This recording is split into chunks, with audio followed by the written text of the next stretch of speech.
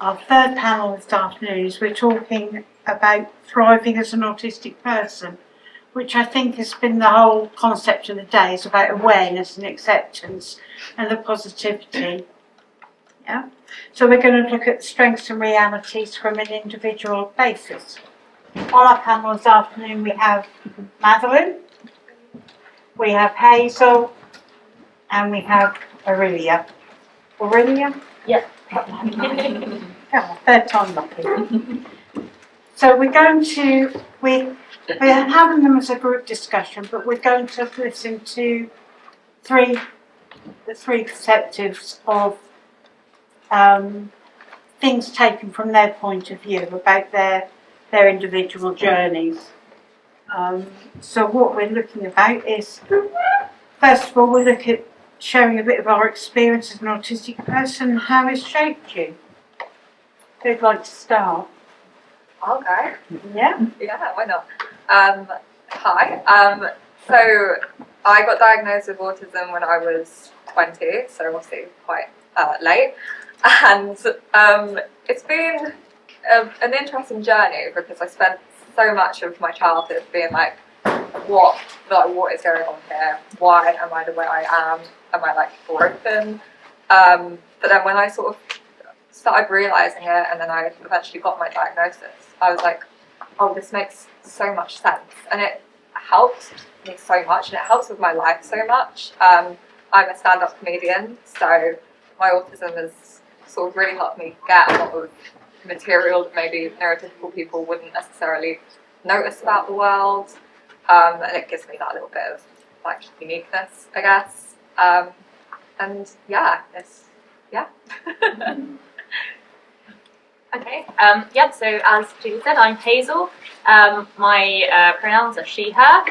So my neurotype is ADHD, so I'm autistic and an ADHDer, and I'm pretty sure that I'm dyspraxic too. But I didn't know any of this for a lot of my life because I am part of the lush generation of women late diagnosed. Technically, I'm not even diagnosed as ADHD, I'm still on the waiting list, so that's a self-diagnosis. But I got my formal autism diagnosis about 5 months ago, which actually it was the day before my 40th birthday. So I think a key part of my autistic journey was discovering that ADHD neurotype, which was probably only about a year ago. So I first found out about the internalized presentation of autism, I think, probably like 2018, 2019. I thought, this makes a lot of sense. It sounds like this is the answer to why I'm like I am, just a bit weird, a bit different, not like the normal ones, And it was about the time I was starting my MBA at the University of East Anglia, but I was in class and I was confident and I was outspoken and I was doing well academically, getting distinctions, and I was always the one shouting out the answers, and I sat with a group of alpha males in the class and laughed around. So then the autism thing didn't seem to make sense because I wasn't introverted and I wasn't struggling socially. But those alphas that I was sitting with, they seemed to exhibit some of these classic autistic traits. And things seemed like quite different between us. They could sit down and knock out a distinction level assignment the day before, and I sat there for 10 days sobbing and flapping my hands, trying to get this painful, go through this painful experience of getting the thought and the knowledge out of my head from what I just read and onto the page quickly before my working memory forgot it all. So I was thinking, okay, high-functioning autism, right? That nasty phrase that we hear about. It's a superpower. It's Sheldon Cooper. You've got this encyclopedic knowledge. So, and I'm a bit dumb because I'm really having to work hard to get the same grades that these boys are getting really easily. Anyway, time went on. Finished my MBA in 2022, a year behind my whole class because I was working full-time, and then the pandemic hit and I'm a single parent, so I had to home educate my daughter during the COVID lockdowns at the schools. And then I started to learn about ADHD because I'd always thought my daughter had ADHD, and it was starting to become more apparent to the school, so they were now willing to support with her diagnosis. But even as I learned about how ADHD is different in girls, I still didn't twig that this could be the answer as to why I'm like I am. And then probably about another year on from that was when I discovered ADHD, and suddenly it all makes sense. So for anyone who doesn't know, with autism and ADHD together, it's not necessarily just a simple additive effect where you have the traits of both. Sometimes the traits of one can mask the traits of the other, and other times they can create double the challenge and pull you in completely opposite directions. So, then I started learning about this and immersed myself in YouTube videos and podcasts by late diagnosed women who had both autism and ADHD.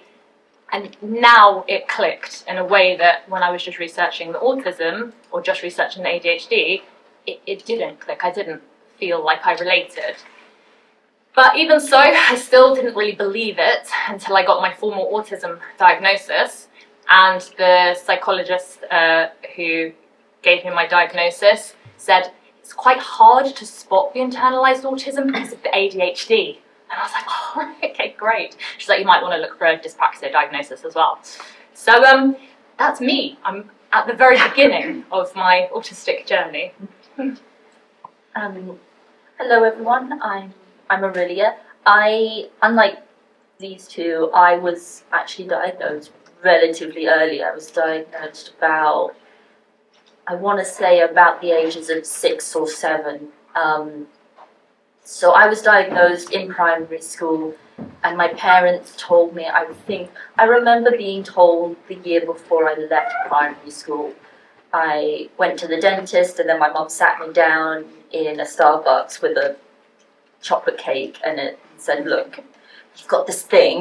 It's sort of like the dyslexia. You already know about the dyslexia, but it's going to be like you're going to have trouble learning to read people instead of reading books. And the way I processed it in my head at the time was, oh, this is like another thing. Because I've already been dealing with the dyslexia. I already thought I knew what dyslexia meant. I'd already internalized the idea that dyslexia meant that you had learning difficulties, and learning difficulties was just another way of saying special needs, and special needs was what the adults said when they didn't want to call you dumb because they were being polite. So that was how I sort of internalized my autism as well, and it made it really hard to accept help because I had internalized it in this way. My autistic journey became about not feeling shame around accepting help. Every time I felt like I needed to admit that I had help, it felt like a failure, like more evidence that the autism was something wrong with me, instead of a neutral. And that's the way I try to think of it now, as a neutral, not as some like the Sheldon Cooper superpowered way, but in the neutral, this is just part of who I am kind of a way. It's not a good thing, it's not a bad thing. It took a really long time to get there. I am 30 now, from 6 to 30, to get to this point where I am confident enough to talk like this about my autism and feel like I have something useful to say about it, that it isn't a weakness, has been extremely difficult, and I am still struggling with this question. Just coming up with something to say here has been like, woohoo, I get to like speak about my autism. Oh no, I have to write something down. This is horrifying. Why did I agree to this? So, yeah, it's been a really long process, but like, this is where I am now. Still struggling with it, but it's been a gradual process of getting better, and I hope it continues to get better. It's still not done yet. I'm here to show what I've learned so far. Thank you for sharing that. Over to anyone on the panel now. What strengths have you discovered, and what barriers have you had to face?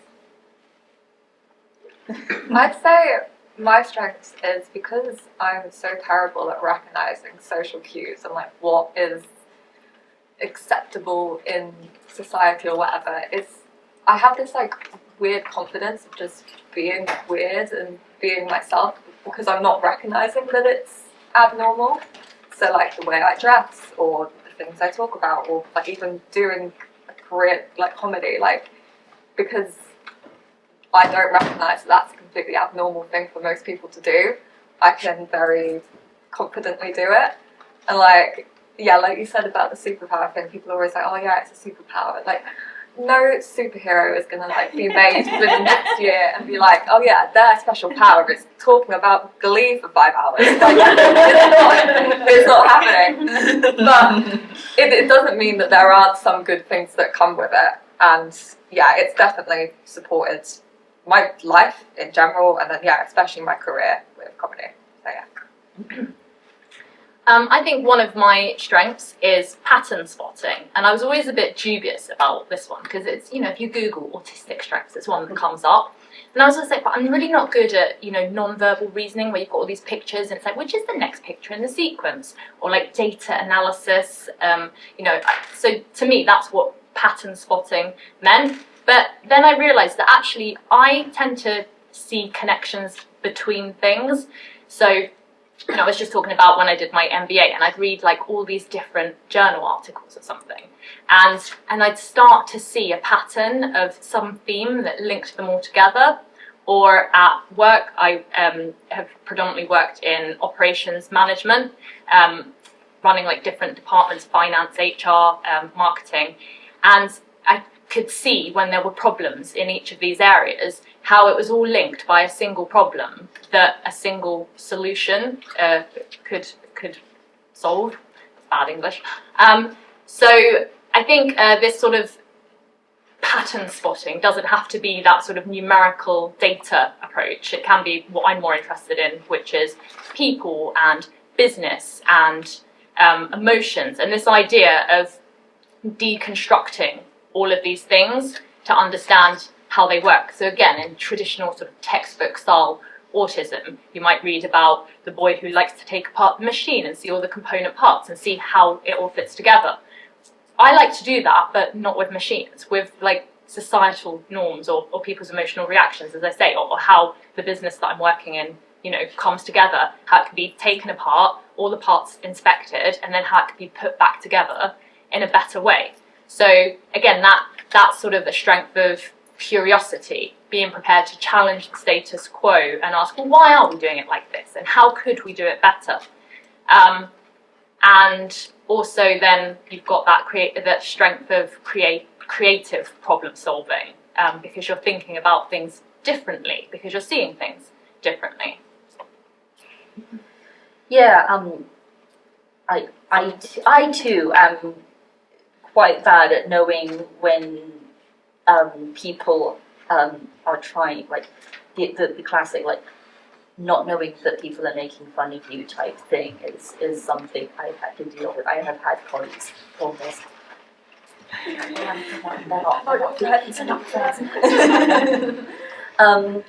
But for me, I think one of the ways, because my autism journey has mostly been about me trying to reframe my autism in a way that's neutral. Like, I think that like one of the things I'll do is I'll look at like the allistic community, like the non-autistic community, at what you guys do that seems weird to me, and like, ooh, they're weird. That's odd. Why are they doing that? No, get it away from me. Like, so one of the things that that I see in like the allistic community, this isn't a bad thing you guys do, but it is like, I think you guys take it for granted, like the feeling of touch and the feeling of like a good visual picture, or like a good like feeling of something good in your hands, or like the way when something tastes good. Like all of these things that like autistic people are known to be fixated by. Like for me, I think it's just us taking more pleasure in the world around us in a way that allistic people don't.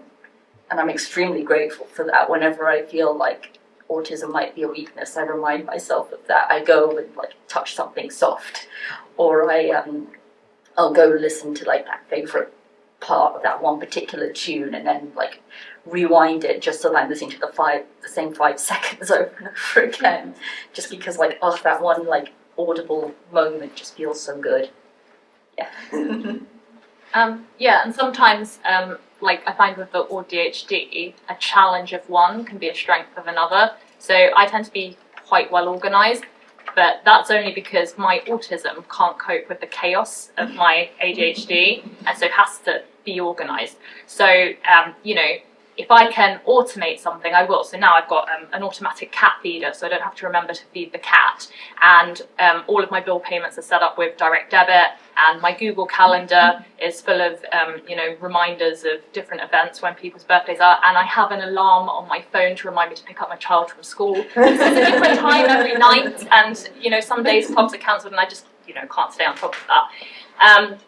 So yeah, again, that can be a strength, being well organised. But it's only because it's really a coping mechanism to survive the challenge of being so terribly disorganised. One of the things that has come up in recent years is talking about sensitivities with our senses. So, for example, Julia on the last panel, we had to alter the lighting because she was sensitive to the lighting.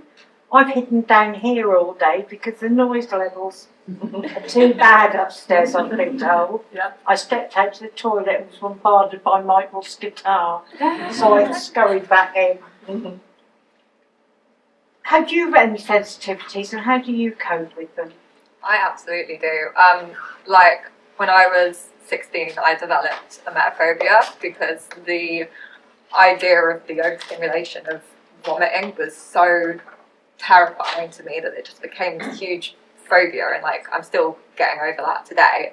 And it's such a difficult thing to sort of explain to people because they're like, oh, it's a natural thing, everybody does it, like why does it matter? But then when you're autistic and all of these feelings and these sensations are so heightened, it can become just completely, I don't know, terrifying. And yeah, I think like other sensory things I have is like a lot of textures, especially food textures. I really can't deal with anything with lumps in. No, thank you. So, you know, I've sort of had conversations with the people I live with about like, if we're eating together, these are the foods that I find safe, and you know, if we can come up with a meal plan, that really helps me. And like, yeah, with lighting, I find certain lighting really difficult. So if I'm like changing the bulbs in my house, I'm like, I've got to make sure it's a low light one, otherwise I'm gonna have a meltdown. So like, yeah, it's a lot of, you have to have conversations with people about it because sometimes they don't understand and they think you're just being like dramatic or whatever. But then, yeah, I think sometimes just talking about things with people when they don't understand can be really helpful, especially with sensory issues with autistic people who don't experience that. So yeah. Yeah, I think my main sensitivity is around noise. And obviously for a long time I didn't realise this was an issue. But now I don't go anywhere without my loop earplugs in my bag. And I don't always need to use them, but it's just in case. So on Saturday, actually, I was at my stepsister's wedding, and we were sitting on the table right near the dance floor because it was the only, you know, available table. And the noise from the music for that sustained period, you know, from like 7 p.m. till 10 p.m. or something before I finally gave up and left. It was painful, and I didn't know before that it was painful, right? Like before I knew that I was autistic and that it was okay not to like that, and that there was a solution, which was these loop earplugs that are the engaged ones, so I could still talk to my brother at the same time, so it's great. Like, it wouldn't have even occurred to me. But you know what I would have done? I would have drunk a lot of alcohol. But now I've given up alcohol. I've been like a year teetotal, so that wasn't an option. So I couldn't, you know, I was so much more aware of my autism and my discomfort. But even so, I put off reaching into my bag for my loop earplugs because I thought, well, what if someone in the family or one of the friends of my stepsister sees and doesn't approve and thinks I'm being rude? You know, I'm sitting here right at the front, and they might be thinking, well, why has she got the table near the front and she's being this rude? But it got to the point that I'd had such enough that I didn't care anymore. And I put the earplugs in, and you know what? I got my book out and I sat there and I read my book because I just needed a moment. Don't ask why I didn't go off and find somewhere else. There was no escape place, and the quieter part of the room was where the doors were open. It was too cold, so that wasn't an option either because I don't like being cold. And luckily, my brother is also autistic, late diagnosed. He's just found out as well. So we kind of supported each other, but he snuck off and sat in his car for a while in the dark, and I was very jealous that I didn't have a car. So yeah.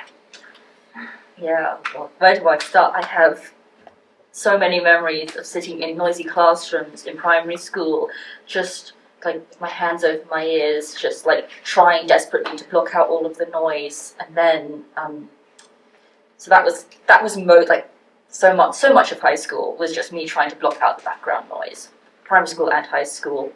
When I moved from London to Norwich, I've lived here for 6 years now. I went back to London for a wedding, and the difference from coming from here, from a little suburb outside of Norwich to back into London, I had not realised just how stressful and anxiety, just how much background noise I'd been constantly bombarded with, constantly trying to block out. And when I got back to Norwich, I was like, I was born in the wrong place.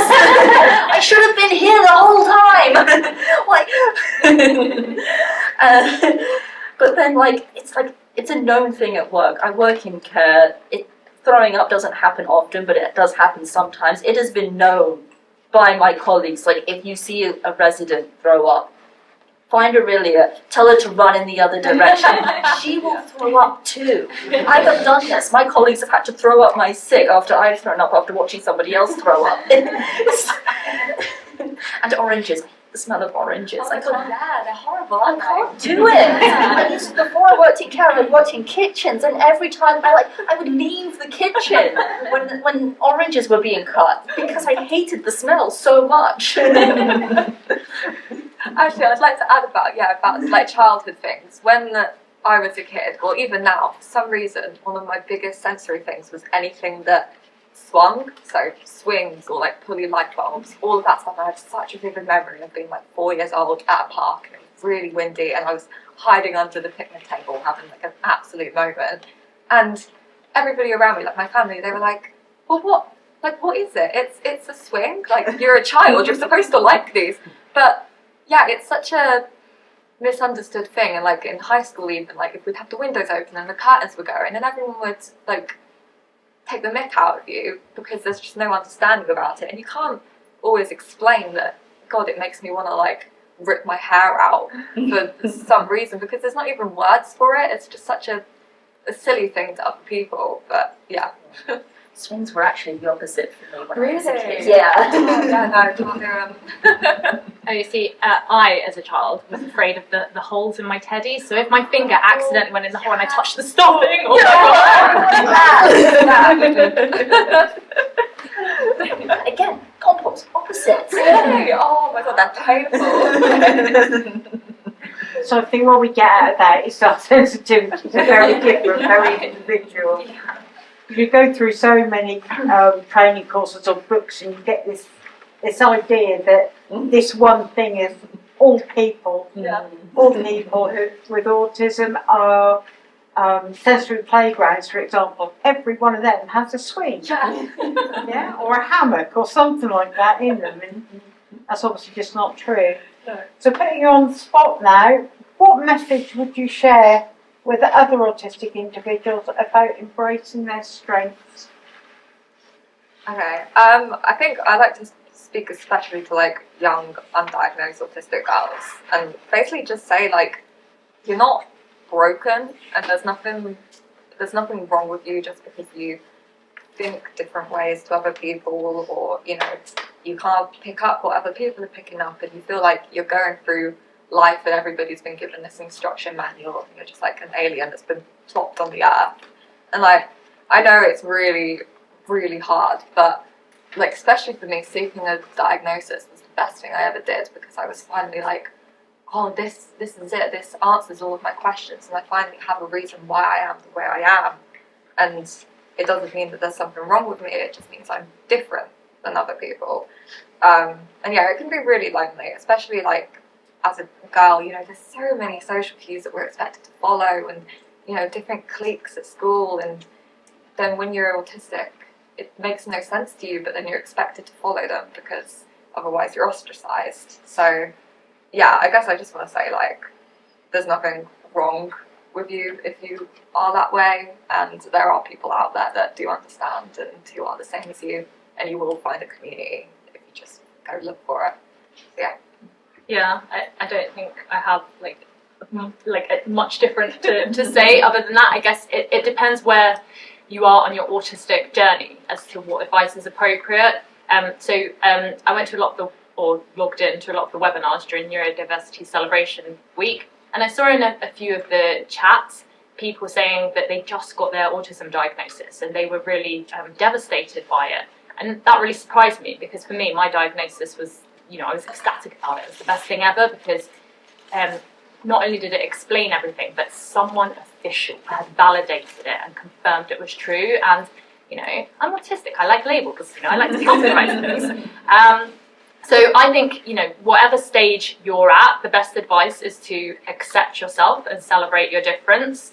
And if currently you're in a place where you can't do that, then my advice would be to try to educate yourself about autism. So watch YouTube videos, read, listen to podcasts, whatever is your particular chosen format. Because then, and try to look for people who produce content that have the neurotype that you think you might be. So if you think you are autistic only, then, you know, look for other content makers who are autistic. But if you think you might have that autism and ADHD, then, you know, look at who's producing that sort of content. Because sometimes just hearing these anecdotes from other people really helps you, because you think about your own life and you're like, oh yeah, that time that thing happened to me, that's a bit like what she's saying. And then you realise that you're not on your own and you're not weird, and there's this whole community of people who think and act just like you, but we're just spread out all over the place. And, you know, because of our autism, we're not very good at bringing ourselves together and making friends with each other.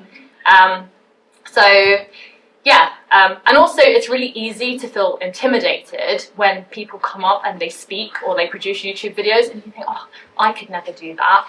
Well, I thought I could never do that. This is my first event speaking about autism, and I was really scared to do it, but I just thought, okay, why not give it a go? But, you know, like, just you're enough. It's just about understanding yourself better, and yeah, be kind to yourselves. I feel like you both had very good, like, things to say about, like, things that you might have said to your past self, and like, Yeah. I can't think of anything to say to my past self because I know she wouldn't listen. Because young me thought she had it figured out, and she thought she was broken, and she'd internalized that so well that everything everybody told her about that not being true just slid right off. Mm-hmm. And like, I don't know how to reach her other than to be like, I'm sorry that you're in this place. I hope, don't worry, things will get better. But like, it took such a long time getting there, and it hurts. If I'm gonna talk to, oh God, I'm crying. I'm okay. It's just like, this is the It's hay fever. Yes. I'm fine, it's hay fever, whatever, we will just walk through it. But like, if I'm thinking about young kids, like what I want to tell them is that I want to tell them that that learning difficulties and special needs aren't adults' polite way of saying you're stupid. They are adults saying this is normal, but I'm not comfortable with it, and that is not your fault. Is what I wish the younger me would listen to, I guess. Because I have so many memories of, like, I thought adults were comfortable with it. And I remember, like, I thought they were comfortable with it because they seemed to know what was going on. And no adult does. Adults are just adult children that are bigger.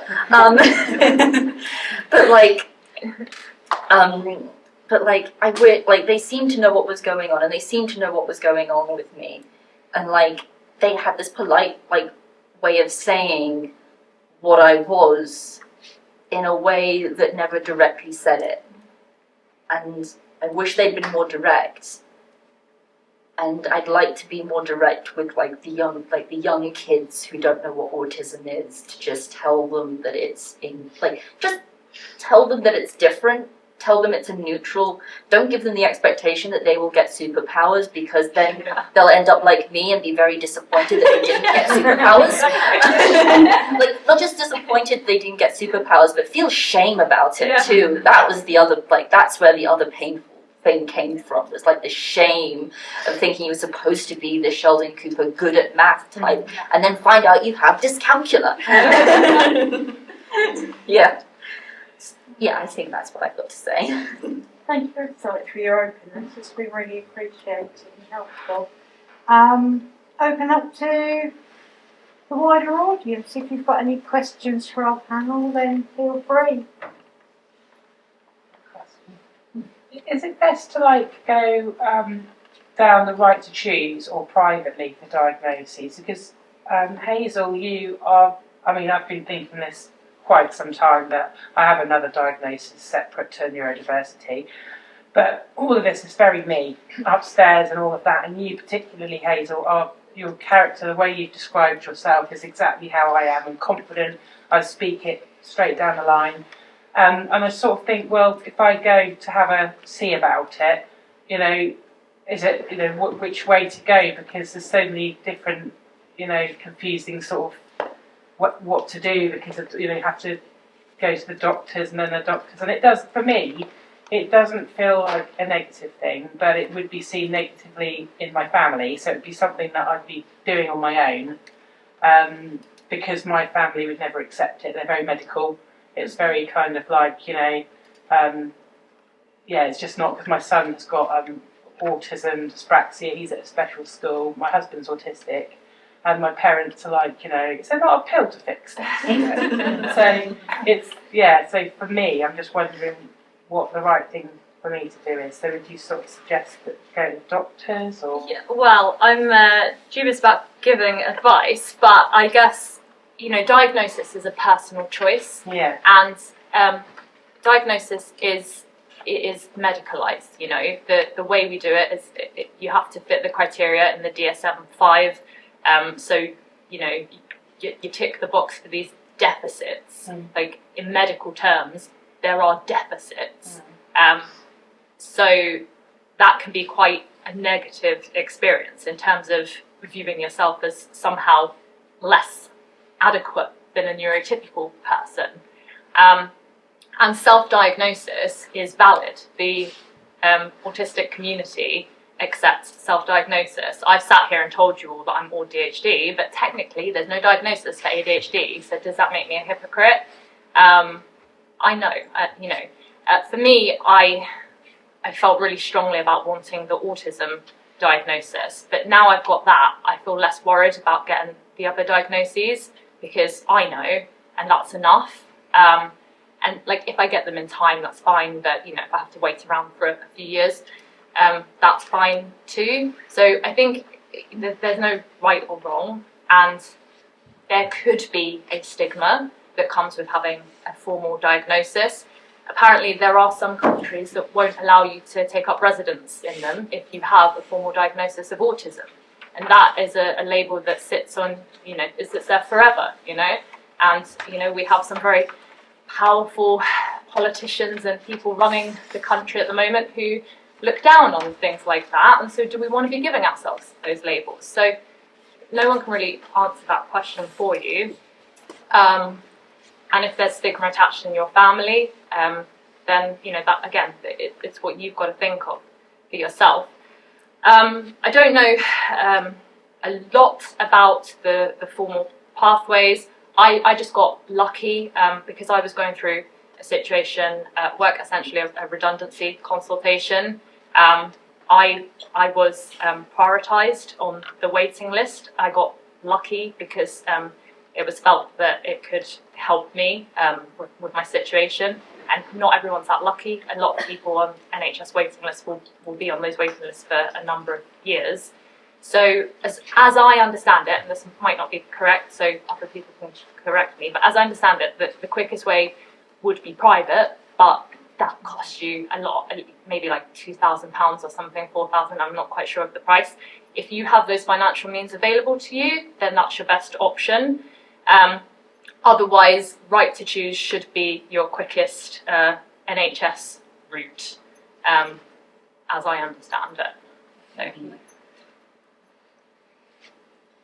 Anyone else have a question or a comment?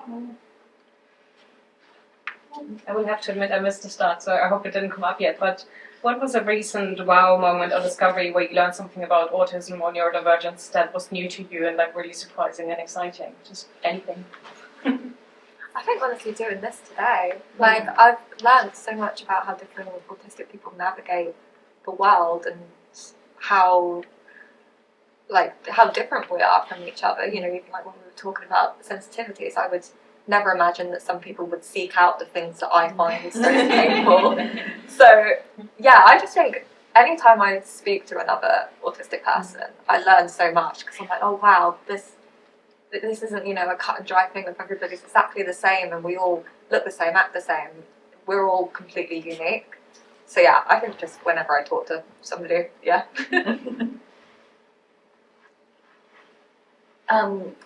For me, I would say learning about the sixth sense. If we don't talk to dead people, that was not the superpower. Again, younger me, very disappointed. But the sixth sense is just knowing where your body is in space without having to look at it. That's like touching the end of your nose, knowing where your feet are. Apparently, autistic people have a huge issue with this. I did not know this until last year, and it suddenly made all of my meltdowns make so much sense, because previously when I would describe my feeling, when I was describing how I felt during a meltdown to people, I would say, I feel like I am two eyeballs and my body doesn't exist and I'm just two floating eyeballs having a freak out. That's all that exists in me. And it's like, oh, that's because I'm losing control of like this sixth part of my body sense that doesn't get listed on the main five. And the other thing is because I work in care and mostly with dementia, like I took great pleasure in finding all of the similarities between having dementia and having autism. Autism used to be considered a form of like childhood dementia, and like silly old-time people. No, they were like, for people who didn't know what autism or dementia were, they were onto something, because there are a lot of similarities, and it made so much sense, and it became like one of my strengths as a care worker, that I could be like, no, they're doing it because of this, they're doing it because of this, they're having sensitivity issues, they need a routine, they're tapping it like this because they're trying, like, it's a communication thing or it's a STEM thing, like all of that sort of, it was very satisfying to be able to walk into a situation and feel like I was ahead. Yeah, so as I just mentioned, I'm currently sort of going through this redundancy process, so that means I'm also going through a job hunting process, and of course recruitment is a very neurotypical experience. And I'm so grateful that I understand about autism now, because I would struggle to navigate the recruitment process if I didn't know. So now I know to ask for certain reasonable adjustments, and I've been to interviews where I've asked for those adjustments, and I've been to interviews where I haven't mentioned anything. But basically, if they say that they're a disability confident employer, I'll admit to the autism and ask for the adjustments. If they don't mention it, I don't mention it, And I can then compare my different performances in interviews. And now I know that if I ask for the interview questions in advance, and I can script them, and particularly if it's an online interview where I can actually covertly read the script at the same time, I perform really well. But if I have to go to a place I've never been before and navigate public transport to get there, and I haven't had the questions in advance, and I also have to do a presentation, and then I have to do one of those things where you make small talk with people, then I perform very badly. And so for me, this kind of aha moment of just, now I understand how to do recruitment.